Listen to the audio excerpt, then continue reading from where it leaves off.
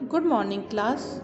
बच्चों, कल हमने आपको एक नई कविता पढ़ाई थी, काले बादल। कवि हरिश्चंद्र के द्वारा लिखी हुई ये कविता काफ़ी अच्छी थी, जिसके माध्यम से हमने बारिश के मौसम के बारे में जाना। तो आज हम इस कविता से संबंधित कुछ प्रश्न उत्तर को करेंगे। तो सबसे पहले हम प्रश्न उत्तर देखते हैं।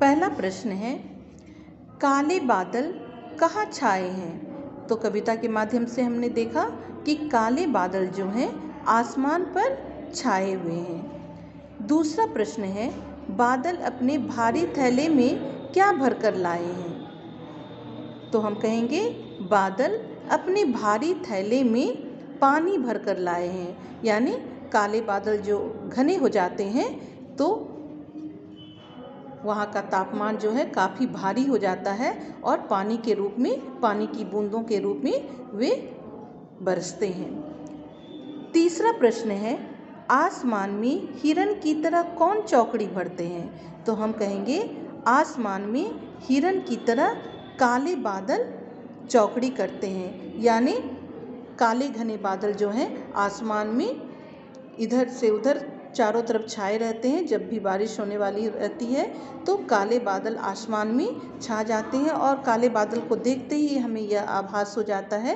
कि अब बारिश होने वाली है और काफ़ी घने हो जाते हैं, काफ़ी काले हो जाते हैं।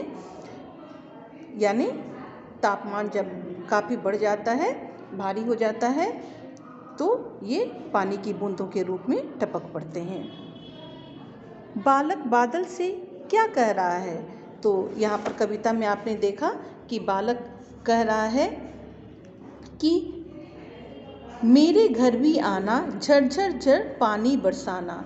तुम इधर से उधर आसमान में घूम रहे हो तो तुम मेरे घर भी आओ, यानी तुम मेरे घर भी बरसो। कहने का मतलब मैं जिस एरिया में रहता हूँ तुम उस एरिया में भी बरसो। कहीं ऐसा नहीं कि हवा के झोंके के साथ तुम और काफ़ी दूर चले जाओ। बालक कह रहा है कि तुम यहाँ भी बरसो। अगला प्रश्न हम कर सकते हैं कि ये कविता किसकी लिखी हुई है?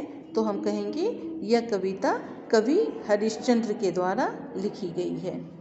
अगला प्रश्न है, नीचे लिखे शब्दों से खाली स्थान भरिए।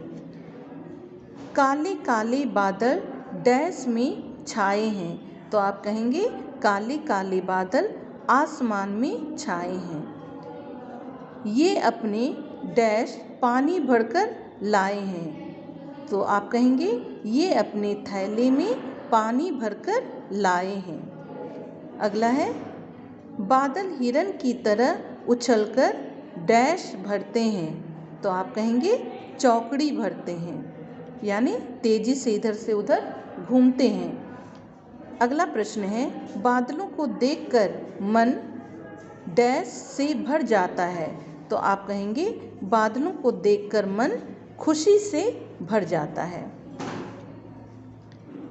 तो ये प्रश्न उत्तर थे जो आपके बुक में दिए हुए हैं। अगला प्रश्न है, कविता में से तुक वाले शब्द ढूंढकर लिखिए।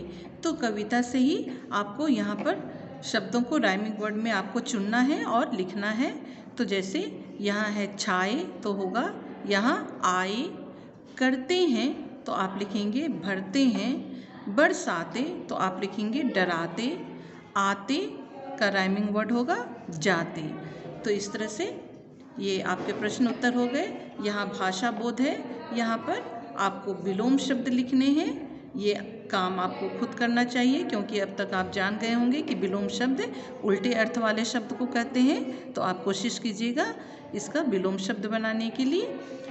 अब मैं बच्चों आपको कुछ वाक्य बनाने के लिए दे रही हूँ। जैसे आप बनाएंगे आसमान से एक वाक्य बनाएंगे, उसका अर्थ होता है आकाश। दूसरा वाक्य बनाएंगे बादल, दूसरा बादल से बनाएंगे। तीसरा आप बनाएंगे ठंडा। चौथा आप बनाएंगे हवा। और पांचवा आप बनाएंगे खुशी। तो यानी 5 शब्दों से आपको एक एक वाक्य बनाना है। आसमान, बादल, ठंडा, हवा और खुशी। तो इन 5 प्रत्येक शब्दों से आपको एक एक या दो दो वाक्य बनाना है। ये आप खुद कोशिश कीजिएगा। मैं PDF के माध्यम से आपको इसके क्वेश्चन आंसर भी भेज दूंगी। तो आज के लिए इतना ही बच्चों। Thank you class.